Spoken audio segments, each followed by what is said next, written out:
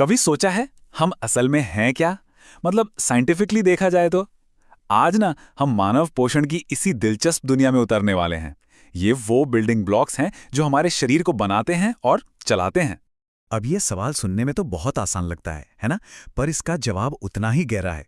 देखिए, जो खाना हम खाते हैं और जो हम हैं, इनके बीच का जो कनेक्शन है ना, वही तो सब कुछ है। असल में यही तो हमारे होने की पूरी कहानी है।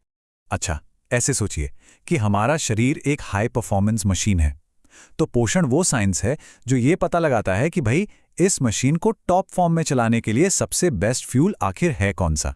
ये सिर्फ पेट भरने की बात नहीं है, ये है सही परफॉर्मेंस के लिए रीफ्यूलिंग। तो फिर मानव पोषण की नींव क्या है? चलिए बिल्कुल बेसिक्स से शुरू करते हैं।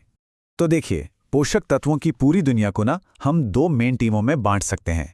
एक है मैक्रोन्यूट्रिएंट्स, इनकी हमें ज्यादा मात्रा में जरूरत होती है, और दूसरे हैं माइक्रोन्यूट्रिएंट्स। इनकी जरूरत तो कम मात्रा में है, पर हमारे स्वास्थ्य के लिए ये भी उतने ही मतलब एब्सोल्युटली जरूरी हैं। तो चलिए सबसे पहले मिलते हैं बड़े प्लेयर्स से, मैक्रोन्यूट्रिएंट्स। ये वो 3 पोषक तत्व हैं जो हमारे शरीर को एनर्जी भी देते हैं और स्ट्रक्चर भी। तो पहले नंबर पर हैं कार्बोहाइड्रेट्स। ये हमारे शरीर का मेन फ्यूल सोर्स हैं। बिल्कुल वैसे ही जैसे गाड़ी को चलाने के लिए पेट्रोल चाहिए, हमें भी दिन भर भागने दौड़ने के लिए, काम करने के लिए कार्ब्स की जरूरत होती है। फिर आते हैं प्रोटीन। इन्हें हमारे शरीर का बिल्डिंग ब्लॉक्स कहा जाता है।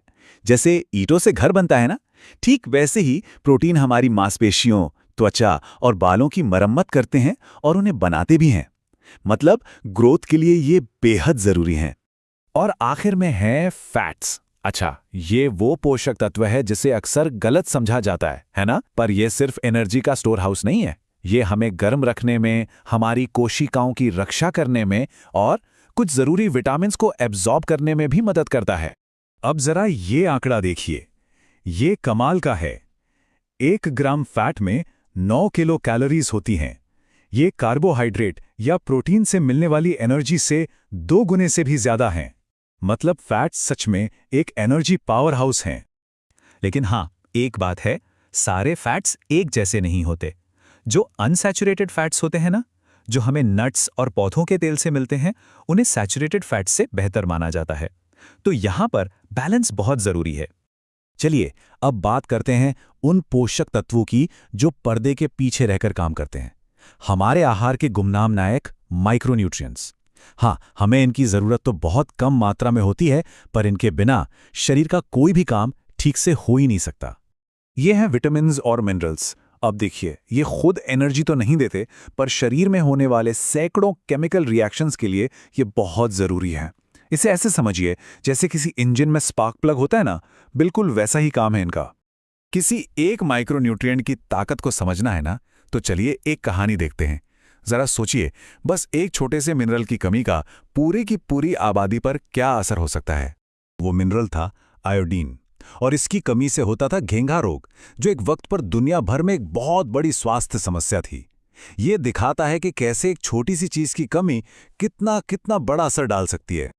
और इसका समाधान आप यकीन नहीं करेंगे, एकदम सीधा साधा था, नमक में आयोडीन मिलाना। ये पब्लिक हेल्थ के इतिहास की सबसे बड़ी सक्सेस स्टोरीज में से एक है, और ये माइक्रोन्यूट्रिएंट्स के जबरदस्त महत्व का जीता जागता सबूत है। तो क्या होता है जब ये नाजुक संतुलन बिगड़ जाता है? चलिए अब कुपोषण की जो असल दुनिया की प्रॉब्लम है, उस पर नजर डालते हैं। देखिए, जब हम कुपोषण के बारे में सोचते हैं ना, तो अक्सर दिमाग में भूख की एक तस्वीर आती है। लेकिन वो कहानी का सिर्फ एक हिस्सा है। असल में कुपोषण के 3 चेहरे हैं। एक है अल्पोषण, यानी जरूरत से कम मिलना। दूसरा है माइक्रोन्यूट्रिएंट की कमी, और तीसरा है अधिक वजन या मोटापा। अब यह आंकड़ा सच में चौंकाने वाला है। दुनिया भर में लगभग 2 अरब लोग सिर्फ आयरन की कमी से जूझ रहे हैं। सोचिए जरा, ये माइक्रोन्यूट्रिएंट की कमी का ग्लोबल स्केल दिखाता है। तो सवाल उठता है, इसकी जड़ क्या है? जैसा कि ये कोड बताता है, कुपोषण के कारण काफी गहरे हैं। ये सिर्फ खाने की कमी का मामला नहीं है, ये गरीबी से, जागरूकता की कमी से और सही जानकारी न होने से भी जुड़ा हुआ है। ठीक है, इतनी सारी जानकारी के बाद अब सवाल ये उठता है कि हम इसे अपनी रोज की जिंदगी में कैसे इस्तेमाल करें। तो चलिए अब कुछ प्रैक्टिकल स्टेप्स की बात करते हैं। इसे समझने का एक बहुत ही आसान तरीका है।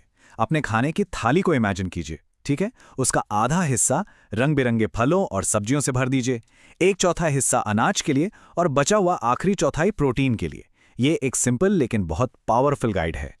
और आखिर में सब कुछ इसी एक सवाल पर आके टिक जाता है। प्रोसेस्ड फूड्स और इतनी सारी सलाहों के शोर में हम ये कैसे चुनें कि हमारे लिए असल में पौष्टिक क्या है?